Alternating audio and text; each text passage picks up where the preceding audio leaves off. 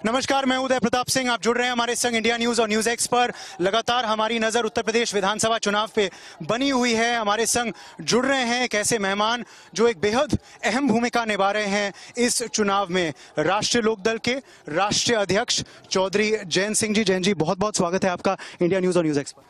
Thank you. आपने जयंत जी के बहुत इंटरव्यूज देखे होंगे, मगर ये वाला बेहद खास है। ये इस वजह से खास है क्योंकि आज हम आ रहे हैं हाथरस जिले से। हाथरस जिले के सादाबाद विधानसभा से आ रहे हैं। एक वाकया हुआ था यहाँ पे जो एक टर्निंग पॉइंट था। हाथरस बेटी के लिए न्याय की लड़ाई लड़ने आए थे जयंत चौधरी जी। उन पे लाठियां चलाई गई थी और जिस शख्स ने उनके सामने वो लठ खाए थे उन्हीं को यहाँ से प्रत्याशी बनाया है। मैं प्रदीप चौधरी गुड्डू की बात कर रहा हूँ। क्या ये हाथरस वाकया जो है वो अभी भी रेजोनेट करता है? और जैसे आप उठाते हैं कि लठ खाई थी आपने और गुड्डू जी ने, तो जनता से क्या रिएक्शन मिलता है? नहीं, ऑफ कोर्स भावनात्मक जुड़ाव सबका था और जिसने भी वो चीजें देखी बहुत गलत हुआ। लोकतंत्र में ऐसा होना नहीं चाहिए। पहले तो इस तरह के प्रतिबंध नहीं लगाने चाहिए, क्योंकि जब इस तरह के केस होते हैं तो एक सामाजिक जिम्मेदारी भी होती है और उस पीड़ित परिवार के साथ सबकी संवेदनाएं जुड़ी हुई थी और एक ये बहुत खराब मैसेज आ रहा था। ऐसा लग रहा था कि सरकार एक पक्ष बन गई उसमें।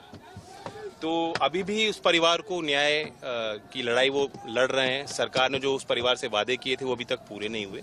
तो इशू तो अलाइव है और लॉ एंड ऑर्डर भी एक बड़ा इंपॉर्टेंट इशू है उत्तर प्रदेश के लिए, वोटर्स के लिए। लॉ एंड ऑर्डर बहुत इंपॉर्टेंट इशू है यहाँ भी वोटर्स के लिए। शायद आलू के किसान भी हैं यहाँ काफ़ी संख्या में। आज ही शायद अखिलेश जी भी बात कर रहे थे कि आलू किसानों के लिए अगर कोई सुविधा करेगा तो वो आपकी गठबंधन की सरकार होगी। हमने यहाँ आलू किसानों की पंचायतें भी करी थी जब योगी जी आए थे सरकार में। फिर लखनऊ बाराबंकी में पंचायत हुई थी और लखनऊ तो लोगों ने जाके किसानों ने अपना आलू सड़कों पर फेंका था। फिर सरकार ने घोषित एक नीति करी थी कि हम आलू खरीदेंगे और मूल भी उन्होंने निर्धारित किया, लेकिन ना तो मूल उचित था, इससे किसानों की लागत पूरी नहीं हो रही थी। जैसे आप देख सकते हैं कि लगातार जयंत जी लोगों से मिल रहे हैं। या इतना उत्साह है कि उनकी काफिले को आगे ही नहीं बढ़ने देता, क्योंकि लोग जो हैं वो चाहते हैं कि एक दृश्य मिल जाए, एक मुलाकात हो जाए जयंत जी से। और जैसे आप देख रहे हैं कि लगातार लोग जो हैं वो आ रहे हैं उनसे मिलने के लिए। काफ़ी संख्या में भीड़ यहाँ पे एकत्रित होती है। ये दूसरा दौरा है जो इसी हफ्ते में सादाबाद का लगा रहे हैं जयंत जी, क्योंकि तीसरा चरण जो है वो निकट है। दूसरी बार आप यहाँ बात रह गई थी तो हमने ये अपने घोषणा पत्र में भी रखा था कि सरकार MSP भी देगी और आवश्यकता पड़ेगी तो सरकार खरीदेगी भी। और आलू उत्पाद के क्षेत्र में आजकल सेल्फी का बहुत क्रेज है। सेल्फी का बहुत क्रेज है यहाँ पे, जैसे आप देख पा रहे हैं। लॉक करो। हाँ, तो जैसे आपने कहा आलू किसानों के लिए काफी जी जो उत्पाद जहाँ हो रहा है उस क्षेत्र में हम PDS में भी उसको जोड़ सकते हैं। तो इस तरह के इंटरवेंशन सरकार कर सकती है। एक सवाल मैं ये भी पूछूंगा, क्योंकि ये चौधरी चरण सिंह जी की कर्मभूमि रही है और आप लगातार बात करें जयंत जी की, वो समीकरण आप लौटाना चाहते हैं। वो जो आवाज और मजबूती चरण सिंह जी ग्रामीण के लोगों को देते थे वो आप लौटाना चाहते हैं। तो ये भी एक अहम मुद्दा है जो आप उठा रहे हैं, क्योंकि ये पहला चुनाव है स्वर्गीय अजीत सिंह जी के जाने के बाद जो आप लड़ रहे हैं। आज चौधरी अजीत सिंह जी हमारे बीच नहीं है और जीवन भर उन्होंने जिस वर्ग के लिए काम किया, जिन इशूज को लेके वो चले थे, वही इशूज हमारे आज भी जिंदा हैं और महत्वपूर्ण है। और अभी जिस परिप्रेक्ष्य में चुनाव हो रहा है, अभी एक बहुत बड़ा किसान आंदोलन हुआ तो फार्मर कम्युनिटीज अपने आप को आज असर्ट कर रही हैं। वो पॉलिटिकल वॉइस चाहती हैं और उन्हें ये महसूस होता है कि उन्हें ठगा जाता है। सरकार में आकर पार्टियां बदल जाती हैं, वादे पूरे नहीं होते, एक वादा खिलाफी है और किसान अब एक ईमानदार राजनीति को भी आगे बढ़ावा देना चाहता है। तो जिस तरह से हमने खुल के किसानों का पक्ष रखा, उस आंदोलन में भी हम लोगों की भूमिका रही।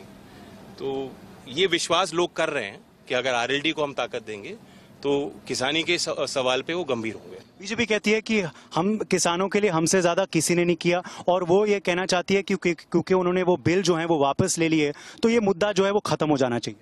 पहला काम उन्होंने किया, भूमि अधिग्रहण कानून लाए थे, पीछे हटना पड़ा, किसानों का विरोध था। फिर दोबारा किसानों को उन्होंने छेड़ा, फिर पीछे हटना पड़ा। तो बार बार ये छेड़ते क्यों हैं? अगर इनकी मंशा अच्छी है, अगर इनकी सोच और नियत साफ है किसानों के प्रति, तो बार बार किसानों को छेड़ा क्यों जाता है? और आय दुगनी होनी थी 2022 तक, 2022 शुरू हो चुकी है, कोई आसार दिख नहीं रहे। जो टर्म्स ऑफ ट्रेड है एग्रीकल्चर के वो बिगड़ चुके हैं।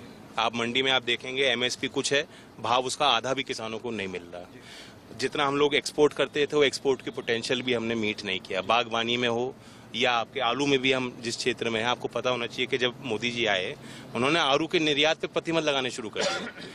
मतलब उन्होंने मैक्सिमम एक मिनिमम प्राइस सेट कर दिया कि उससे कम भाव पे आप आलू का निर्यात नहीं कर सकते। उसका प्रभाव ये पड़ा कि गलत हो गया डोमेस्टिक मार्केट में। तो सप्लाई और डिमांड में जब गैप आता है तो ये एक कैटेगरी के व्यापारी के लिए काम करते हैं, ये इंडस्ट्री के लिए काम करते हैं, ये प्रोड्यूसर के लिए काम नहीं करते। और ये लगभग 6-7 साल से लोग देख रहे हैं। तो इसलिए ये जजमेंट हो रहा है लोगों के मन में कि बीजेपी एंटी फार्मर है। मैं एक सवाल जरूर आपसे पूछूंगा, क्योंकि काफी चर्चा चल रही थी इस बार पश्चिम से शुरू होंगे चुनाव या पूरब से शुरू होंगे। पश्चिम से ही शुरू हुए चुनाव, क्या माहौल है? पहले 2 चरण में ये गलती तो नहीं कर बैठी भारतीय जनता पार्टी पश्चिम से शुरू करता, हालांकि ईसी डिसाइड करता है, मगर क्योंकि बीजेपी ने भी कोई विरोध नहीं जताया तो ईसी ने पश्चिम से ही शुरू किया। माहौल क्या है पश्चिम से, क्या बना? पश्चिम का फैसला प्रभाव डालेगा पूरे स्टेट पे। यहाँ के लोग वोकल हैं और यहाँ के लोग दिल्ली के करीब रहते हैं और अपना जितने बड़े आंदोलन हुए हैं सब में इस क्षेत्र की बड़ी भागीदारी रही है, पॉलिटिकल सोच रखते हैं। और इसलिए मैं समझता हूँ कि जो रुझान आ रहे हैं, 2 चरण हो गए, तीसरा चरण 20 तारीख में होगा, तो पूरा पश्चिम उत्तर प्रदेश का चुनाव इन 3 चरणों में हो जाएगा। और यही 3 चरणों में आप पाएंगे कि जो हमारी गठबंधन की जो सरकार के बनने की संभावना है वो मजबूत हो जाएंगी। तो फिर क्या मैं उप मुख्यमंत्री से बात कर रहा हूँ? नहीं, ऐसी कोई मेरी इच्छा नहीं है। मैं अभी नेशनल लेवल पे जो वैक्यूम है, जो मेरा ऑर्गेनाइजेशन है, उसको मजबूत करना चाहता हूँ, उस वैक्यूम को फिल करना चाहता हूँ। और उसमें सिर्फ मेरी भागीदारी नहीं, उसमें अक्रॉस पार्टी लाइन जो यंग लोग हैं, जो रीजनल पार्टीज हैं, सबको कुछ कोऑर्डिनेट करके काम करना होगा। आप अखिलेश जी के संग अभी थे टुंडला में, आज नेताजी भी उतर रहे हैं मैदान में, तो क्या ये भी एक गेम चेंजर साबित होगा, मुलायम सिंह जी का एंट्री चुनावी अरीना में? बिल्कुल, वो तो इतना अनुभव उनको है और सामाजिक जो इक्वेशंस हैं उनको अच्छी तरह वो समझते हैं जमीन पर। बहुत अच्छे तरीके से आपने सबको साधा है। मैं ये कहूँगा, अभी योगेश भाई भी मिले थे तो उनको भी आपने साधा है माठ में, हालांकि वो पहले नाराज थे। तो काफ़ी अहम अच्छी भूमिका मैं कह सकता हूँ आपने निभाई है। 3-4 आखिरी सवाल मैं आपसे पूछूंगा रीसेंट इंसिडेंट्स के बारे में। आज एक मुजफ्फरनगर में पंचायत का आयोजन हो रहा है, बहुत नाराज़ हैं वहाँ के लोग, क्योंकि अजय मिश्रा टेणी के बेटे जो हैं वो निकल गए हैं अब जमानत पे, खुद मिश्रा जी प्रचार कर रहे हैं। क्या आपको लगता है ये गलत है, गलत संदेश जा रहा है? बिल्कुल, उनके खिलाफ तो कार्रवाई होनी चाहिए। वो मंत्रिमंडल में रहकर सबको पता है कि he was trying to influence the probe. पहले ही दिन से कह रहे थे मेरा बेटा है ही नहीं, वहाँ था ही नहीं। फिर जब उसके कॉल रिकॉर्ड्स और एविडेंस आया तो ये साबित हो गया कि वो मौजूद थे घटनाक्रम पे। तो और गृह मंत्रालय को देख रहे हैं तो उनका कोई मतलब नैतिक आधार नहीं रह जाता कि उस पद पे वो बने रहें। और उनके इस्तीफे की मांग नहीं कर रहा, मैं तो उनके बर्खास्तगी की मांग कर रहा हूँ। और किसान लगातार उस बात को कह रहे हैं। तो किसानों का एक अपमान है कि जिस तरह से वो अभी मंत्री बने हुए हैं और पूरा कैंपेन भी कर रहे हैं, बल्कि शायद नरेंद्र मोदी जी को भी वहाँ जाना था लखीमपुर में, किन्हीं कारणों से वो कार्यक्रम स्थगित हो गया है। तो ये भी बहुत कुछ, इससे गुस्सा और बढ़ रहा है, ये भी बहुत कुछ कहता है। और इस व्यवस्था पे भी सवाल उठ रहे हैं कि जो आंदोलनकारी किसान थे उन्हें बेल नहीं मिली। यहाँ हाथरस में जो जर्नलिस्ट आए थे दूसरे राज्य से कवर करने के लिए यूएपीए में, वो लोग बंद हैं। और इतना सब कुछ करने के बाद भी कुछ लोग बाहर घूम रहे हैं। किसान जो हैं इस मुद्दे को लेकर नाराज हैं, मगर अन्य उत्तर प्रदेश के लोग एक कमेंट को लेकर नाराज हैं जो कल चन्नी जी ने दिया था। क्या आपको लगता है वो उचित नहीं है, वो रिमार्क? और प्रियंका गांधी जी ने भी तालियां बजा रही थी, जो उत्तर प्रदेश के इंचार्ज है कांग्रेस पार्टी की। गलत है और ये एक ट्रेंड बन गया है। सभी पार्टियां जो अपने राज्य में जाकर क्षेत्रीयता की बात करते हैं, आप देखेंगे कि एनडीए का मैनिफेस्टो भी पंजाबियत की बात कर रहा है। उसमें मुख्य ये है कि हम लोकल्स के लिए 75% शायद कोटा देंगे। कांग्रेस पार्टी ने तो 100% कोटा की बात कर दी है। तो इससे लेबर मार्केट खराब हो जाएगा। It's poor economics and it's unconstitutional. यह असंवैधानिक है, आप रोक नहीं लगा सकते। ये किसी भी जीविका का जो अधिकार है, जो जीवन का अधिकार है, उसे आप इम्पैक्ट कर रहे हो। और अगर ये मजदूर नहीं होते यूपी बिहार के, तो चंडीगढ़ जैसा अच्छा शहर विकसित नहीं हो पाता, पंजाब के जो खेत खलियान नहीं चल पाते। एक तरफ ये बयान आ रहे हैं कांग्रेस से, दूसरी तरफ भारतीय जनता पार्टी की तरफ से भी बयान आ रहे हैं कि दोबारा बुलडोजर निकालने की तैयारी चल रही है। कलम दिया था उनको, बात बुलडोजर की करते हैं। कलम चलानी थी उनको। अब कौन सा उन्होंने कानून बनाया जिसका लाभ जनता को मिला है? कोविड में आपने देखा कि सरकार की कोई तैयारियां नहीं थी, जो मजदूरों का पलायन हुआ, ये कैराना पलायन चिल्लाते हैं, मजदूरों का इतना बड़ा पलायन था, इतना बड़ा मूवमेंट था, उनके लिए सरकार ने कोई सुविधा नहीं दी। और उसके बीचों बीच वो लेबर लॉज को हटाना चाहते थे योगी जी। तो एंटी पीपल कदम उन्होंने फैसले लिए हैं, कदम उठाए हैं, कलम का प्रयोग नहीं किया। और अब सवाल कलम का ही है, जनता कलम पकड़ाएगी, किसी के हाथ में तलवार नहीं देगी, या बुलडोजर की चाबी नहीं देगी। 10 मार्च को नतीजे जो हैं आएंगे, क्या मौसम रहेगा? ठंड रहेगी, गर्मी रहेगी, या फिर चर्बी उतरेगी? नहीं, अब तो आप देख रहे मौसम बदल ही गया। पश्चिम में चुनाव क्या हुआ कि गर्मी हो गई चारों तरफ, गर्मी रहेगी। 10 मार्च तक। चलिए, एक सवाल मैं जरूर आपके ऊपर भी पूछूंगा, क्योंकि आप पे नजर जो है वो सबकी बनी हुई है। खैर, ये अच्छी बात भी है, मगर बीजेपी इतनी बारीकी से आपके हर कदम को देख रही है, ये आप कैसे देखते हैं कि आप वोट डाल रहे हैं या नहीं डाल रहे? आप किसके साथ गए हैं? वो इंसान आपके ऊपर दोष डालेंगे या नहीं आपके कंधे पे? डर अच्छा लगता है। बाकी वोट का मुझे भी खेद है कि मैं नहीं डाल पाया। हमने कोशिश की, लेकिन बिजनौर से मथुरा डिस्टेंस 6 घंटे का था और वहाँ इतनी भीड़ आ गई कि हम समय पे वहाँ कार्यक्रम को छोड़ करके नहीं निकल पाए। बहुत कम लोग हैं जो ऐसे परिस्थिति में बीजेपी का साथ नहीं देंगे। पीएम से लेके अमित शाह जी आपको ऑफर दे रहे हैं, योगी जी भी कह रहे हैं जैन जी अच्छे हैं, मगर फिर भी आपने अखिलेश जी का साथ छोड़ा नहीं, क्यों? क्योंकि जो मिठाई मुझे खिलाना चाह रहे हैं वो खराब है, उसमें जहर पड़ा हुआ है। और आप ये भी कह रहे हैं कि हेमा मालिनी बनना नहीं चाहते आप? हाँ, वो एमपी हैं उस क्षेत्र की, उस क्षेत्र में मैंने वो कमेंट किया था। चलिए, आखिरी 2 सवाल आपसे मैं पूछूंगा जैन जी। एक, आप लगातार एक बात कह रहे हैं, बड़े सकारात्मक मुद्दे आप उठा रहे हैं। I was just hearing your rally speech and I have been also tracking your other rallies. आप ये कह रहे हैं कि दंगे, पलायन, मंदिर ये असली मुद्दे नहीं हैं, और आप ये काफी महीने से कह रहे हैं, मगर बीजेपी अभी भी दावा करती है कि यही मुद्दे असली मुद्दे हैं। इन मुद्दों को उठाने से हम तरक्की के रास्ते पे कहीं आगे नहीं जा रहे हैं, और बंटवारे और बुलंद होते हैं। आपस में जो फ़र्क है लोगों में, कम्युनिटीज़ में जो तनाव है, वो तनाव और मजबूत होता है।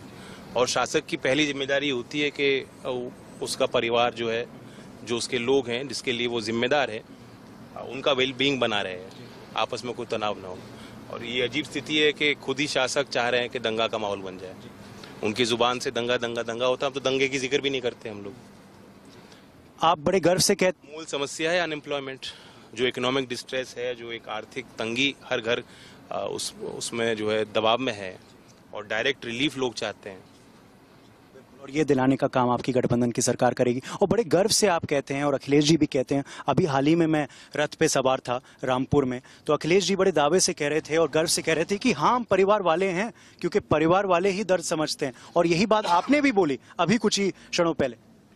नेचुरल ह्यूमन इंस्टिंक्ट है, वो सब में है, सब लोग चाहते हैं।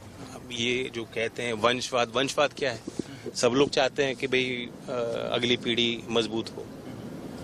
तो बट सवाल ये है कि आप पब्लिक लाइफ में हैं तो आप भेदभाव तो नहीं कर सकते, ना पक्षपात कर सकते। चौधरी अजीत सिंह जी ने कभी फेवर ऐसा कुछ नहीं किया मेरा। मैं उस घर में हूँ, मेरे लिए गर्व की बात है, बहुत कुछ मुझे सीखने को मिला। लेकिन वो जितना परिवार से प्यार करते थे उतना आरएलडी के वर्कर्स से प्यार करते थे, एक लगाव था उनका। पिछले चुनाव में अजीत सिंह जी थे, इस चुनाव में नहीं हैं, तो क्या आपने अलग कुछ सीखा है इस बार?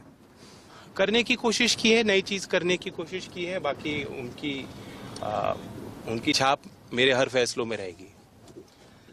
आखिर में हम उनके टीम के साथ बैठे हैं, सब थके हुए हैं, मगर अभी भी मेहनत जो है वो जारी है।